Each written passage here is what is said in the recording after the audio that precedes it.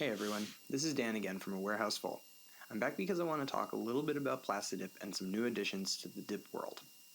The first thing I wanted to discuss is the importance of your base coat when dipping, especially if you want to use a gloss top coat or even an effect top coat. Your base needs to be completely smooth, otherwise your top coat will suffer every single time. There's no way around it.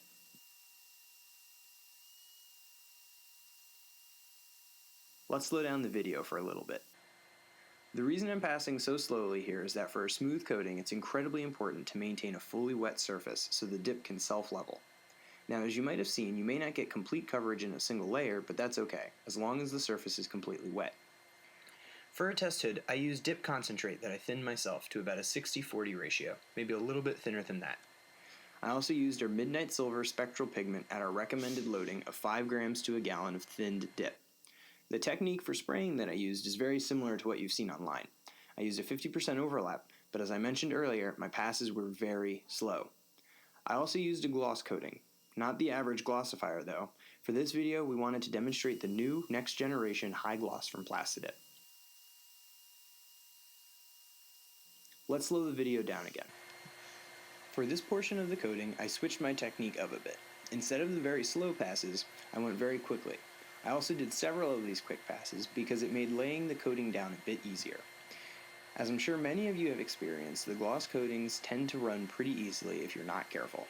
This, combined with the fact that it's important to have an entirely wet surface as you spray, makes gloss harder to lay down. By doing several quick passes in succession, I was able to build up the coating gradually while maintaining the wetness of the dip.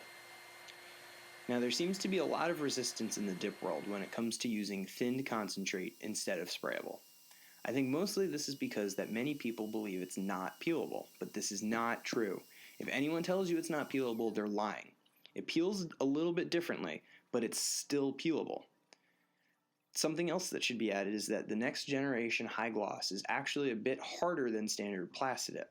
This gives it a slightly different peelability, so it might tear as you peel because of the added rigidity, but it's definitely still peelable. The main benefit of using concentrate and thinning it yourself is that it allows you not only to adjust how thin your dip is, but you can alter how long your dip stays wet for. This is important because if your dip dries too quickly, it may not fully level itself, and you'll be left with an orange peel look to your finish. Thinning dip yourself also allows you to respond to the needs of temperature in your spraying environment as well as viscosity. These topics, though, will be discussed in further detail in future videos. For more product information, be sure to check back on our channel for more videos or visit us at AWarehouseFull.com.